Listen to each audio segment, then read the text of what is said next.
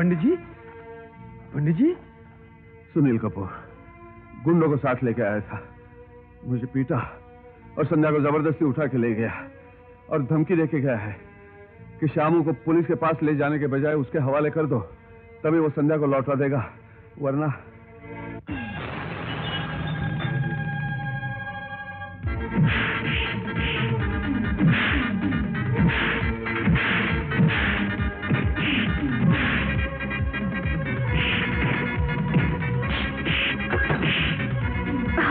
कहाँ मर गए हो हरामजादो, जल्दी आओ।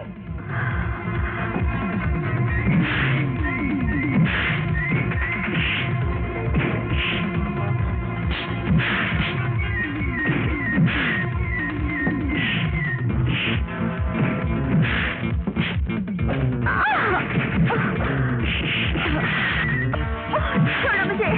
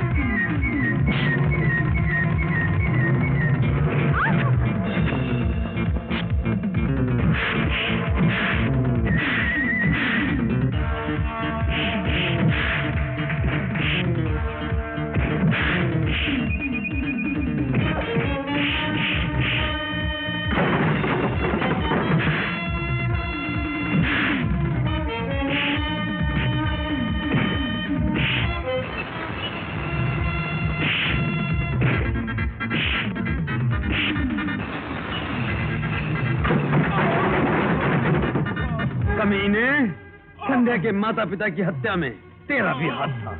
इतने दिनों तक तू अपने आप को निर्दोष साबित करता रहा। अगर संध्या को इस बात का पता चल जाता तो जिस तरह उसने अमृतलाल का कत्ल किया था उसी तरह वो तेरा भी खून कर देती। इसीलिए तू ड्राइवर शामू को जान से मार डालने की कोशिश कर रहा था। संध्या के परिवार की हत्या से मेरा कोई संबंध नहीं है। अबे जा कमीने, इतने बरसों तक तू पुलिस की आंख में धूल झोंक कर बचता रहा, लेकिन कल जब संध्या के केस का फैसला होगा तो मैं तुझे अदालत के कटोरे में खूनी की हैसियत से खड़ा करके तेरे हर पाप जो तूने किए हैं उसकी सजा तुझे दिलवा कर रहूंगा। चल। 15 साल पहले पंडित सोमनाथ जी का मकान जलकर राख हो गया था। क्या वो एक हादसा था या किसी के कहने पर आग लगाई गई थी? कहने पर आग लगाई गई थी। किसके कहने पर आग लगवाई गई थी? अमृतलाल जी की। तुम्हें कैसे मालूम? क्योंकि अमृतलाल जी के साथ साथ मैं भी उस जुर्म में शामिल था। ये सब कैसे हुआ? क्या तुम अदालत को तफसील से बता सकते हो? हाँ, बता सकते हो।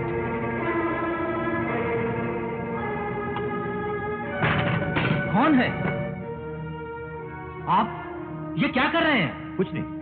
कल रात भगवान मेरे सपने में आए और कहने लगे मुझे ये हीरे मोती के जेवरात नहीं चाहिए, ये बोझ मुझसे उठाया नहीं जाता, इसीलिए वजन कम कर रहा हूँ। ऐसी बात थी तो मुझसे कहा होता।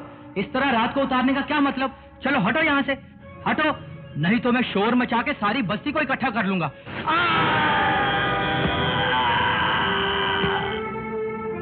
ये तो चल बसा, कहीं पुलिस केस ना बन जाए। लेकिन इस केस में हम नहीं, यही फंसेगा।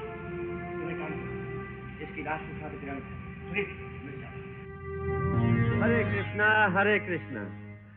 कितने दुख की बात है भाइयों, मंदिर का पुजारी मंदिर के जेवरात लेकर भाग गया। भगवान का सेवक अगर भगवान को नंगा करके भाग जाएगा तो इस संसार का क्या होगा? ये धरती फट जाएगी, आसमान टूट कर गिर जाएगा। क्यों सुनील? वो तो भगवान की बिल्डिंग हिलाकर निकल गया है। मुझे तो लगता है कितने कीमती जेवरात लेकर वो भाग गया है और अब वो वापस नहीं आने वाला।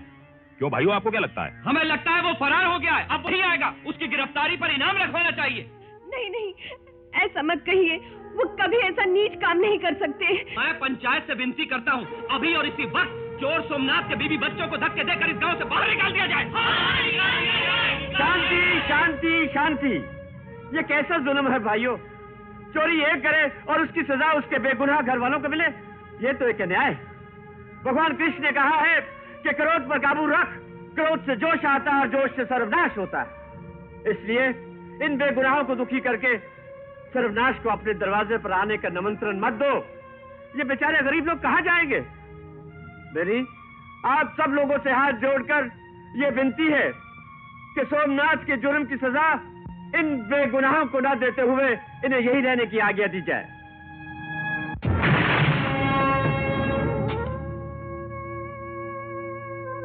नमस्ते अमृतलाल जी, आप इतनी रात को, क्या बात है? चोर रात ही को चोरियां करते हैं, इसलिए चोर के घर जाना हो तो रात ही को जाना चाहिए। मैं समझी नहीं। देखो पड़ताल, हम प्रसाद लेने आए हैं, प्रसाद। क्या है कि लोगों ने तुम्हारी बेइज्जती करके तुम्हें यहाँ से निकालने का फैसला कर ही लिया था, लेकिन मेरे कहने पर तुम पर तरस खाकर तुम्हें यहाँ रहने दिया। क्योंकि मैंने तुम्हारी मदद की, इसलिए तुम्हारा फर्ज बनता है कि तुम थोड़ा सा मोहब्बत का प्रसाद मुझे दे दो, ताकि हिसाब किताब लेन देन सब बराबर हो जाए। क्यों क्यों क्या ख्याल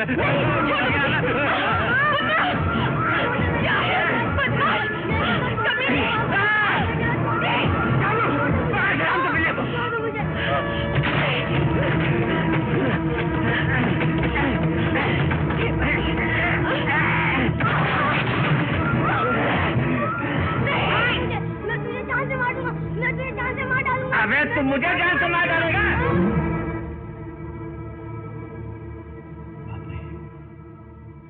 साहब ये तो मर गया। अरे तो तू क्यों घबरा रहा है? इसकी लाश और इसकी माँ की इज्जत के लुटने का राज दोनों की समाधि इसी चार दीवारी में बना देंगे। ये तो हमारे लिए बहुत मामूली बात है, समझा? जल्दी करो।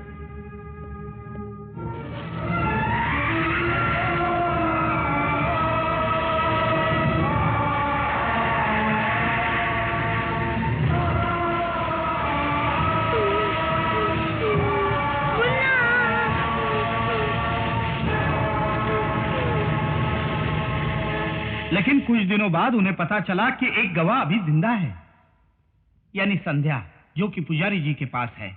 तो अमृतलाल जी घबरा गए और फौरन उन्होंने मुझे भेजा कि जाके संध्या को ले आओ।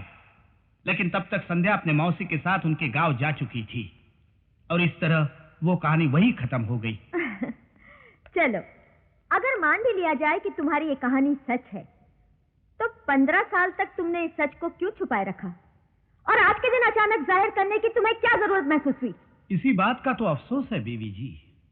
15 सालों से बापों का घड़ा भरते भरते अब जाके छलका है। अमृतलाल जी संध्या को बिल्कुल भूल चुके थे और बड़े आराम से अपनी 2 चेहरे वाली जिंदगी काट रहे थे। लेकिन एक दिन अचानक जैसे आसमान से बिजली टपकती है, वैसे ही अमृतलाल के लिए संध्या टपक पड़ी और इसने उनका खून कर दिया। जो अंजाम उनका हुआ वो मेरा भी हो सकता था। आज मुझे इस बात का एहसास हो रहा है। योर ऑनर, मुलजिमा संध्या के बीते हुए दिनों पर मुझे वाकई बहुत अफसोस है। मुझे हमदर्दी है इससे। लेकिन योर ऑनर, हर इंसान की बीती जिंदगी दुखों, परेशानियों और उलझनों से भरी रहती है, और जो परेशानियों से घबराकर गुमराह नहीं होता वो शरीफ कहलाता है, और जो उलझनों से तंग आकर गलत कदम उठाए वो मुजरिम कहलाता है। और अगर बीती जिंदगी की कहानी के आधार पर हर मुजरिम हर खूनी को अदालत रियायत दे दे या उसे बाइज्जत बरी कर दे, तो फिर ये अदालतें बेकार हैं। जुर्म निकम्मे शब्दों का दूसरा नाम बन जाएगा और मुजरिम के लिए सजा नाम की कोई चीज ही बाकी नहीं रह जाएगी। योर ऑनर, 15 साल पहले अमृतलाल ने मुलजिमा संध्या के परिवार पर जो जुल्म किया था, उसे देखते हुए मुलजिमा संध्या ने वही अमृतलाल का खून करने का फैसला कर लिया और दीवार पर अपने खून से यह बात लिख दी थी कि मैं अमृतलाल का खून करके रहूंगी। इससे साफ साबित होता है कि वो 15 साल से अमृतलाल के खून का इरादा लेकर ही जी रही थी, और जैसे ही संध्या को मौका मिला उसने खून कर दिया। योर ऑनर, यह कत्ल जोश में आकर या अपने होशो हवास खोकर नहीं किया गया, बल्कि एक मंसूबे और प्लान के तहत किया गया, और जो प्लान गुज़िश्ता 15 साल से बनाया जा रहा था। It is a premeditated and cold blooded murder your honour. अगर हमारे डिफेंस लॉयर मिस्टर विजय की नजर में खून का बदला खून है, तो फिर इन अदालतों को बंद कर देना चाहिए, कानून की किताबों को आग लगा देनी चाहिए, पुलिस को छुट्टी दे देनी चाहिए। हालात कुछ भी हों, कत्ल होने और कत्ल करने की असलियत सामने आ चुकी है। साबित हो चुका है कि कत्ल मुल्जिमा संध्या ने किया है, सोच समझकर, जानबूझकर। इसलिए मैं अदालत से पुरजोर अल्फाज में दरखास्त करती हूँ कि मुल्जिमा संध्या के कम उम्री पर रहम ना खाते हुए इंडियन पेनल कोड सेक्शन 302 के तहत मुल्जिमा संध्या को सख्त से सख्त सजा दी जाए। That's all your honour. Your honour, अभी पब्लिक प्रोसिक्यूटर ने अपनी जोरदार और धुआंधार जीरे में यह साबित करने की कोशिश की है कि हालात का जुर्म से कोई संबंध नहीं होता। हर मुजरिम को हर हालत में सजा मिलनी चाहिए। लेकिन I am sorry your honour, मैं इस बयान से बिल्कुल सहमत नहीं हूं। इसे कंडेम करता हूं, इसकी सख्त मुखालफत करता हूं। आप सब जानते हैं, हालात और वाकयात को मद्देनजर रखते हुए कानून में रद्दोबदल तो होते रहते हैं। जैसे कुछ साल पहले तक इस देश की औरतों को वोट देने का हक तक नहीं था, लेकिन आजकल की औरतों के हकूक कितने बढ़ गए हैं, इसकी मिसाल आपके सामने है कि एक औरत पब्लिक प्रोसिक्यूटर बनकर कानून और उसके फैसले बदलने के अंदाज बता रही है। योर ऑनर, कानून समाज के लिए बनाया गया है, समाज कानून के लिए नहीं। एक इंसान की हत्या करना या उसका खून करना हर जगह पर जुर्म नहीं होता। इसकी मैं आपको कई मिसालें दे सकता हूं। जैसे एक फौजी सिपाही मैदान जंग में कितनी हत्याएं करता है, लेकिन उसे मुजरिम नहीं कहा जाता, बल्कि उसे बहादुरी के मेडल दिए जाते हैं, देशभक्ति का खिताब दिया जाता है। आए दिन दंगे फसाद होते हैं और हालात को काबू में लाने के लिए पुलिस को गोलियां चलानी पड़ती हैं, जिसकी वजह से कई बेगुनाह और मासूम भी मारे जाते हैं। लेकिन वो हत्या नहीं कहलाती, बल्कि नौकरी का फर्ज कहलाता है। ऑपरेशन करने वाले डॉक्टरों के हाथों कभी कभी मरीज मर जाते हैं, लेकिन वो हत्या नहीं कहलाती, वो पेशे की नजाकत कहलाती है। इस जीरे के दौरान अगर पब्लिक प्रोसिक्यूटर मुझसे नाराज होकर, गुस्से में आकर, मुझ पर कूदकर, मेरा गला दबाकर मुझे जान से मारने की कोशिश करती और मैं पलटकर इन्हें जान से मार देता, तो वो भी हत्या नहीं कहलाएगी, बल्कि आत्मरक्षा कहलाएगी। इसी तरह 15 साल पहले अमृतलाल ने संध्या के सारे परिवार का सर्वनाश कर दिया, जिसे संध्या ने अपनी आंखों से देखा। अगर संध्या उसी वक्त अमृतलाल का खून कर देती, तो वो भी हत्या नहीं कहलाती, बल्कि बचपन का जोश और नासमझी कहलाती।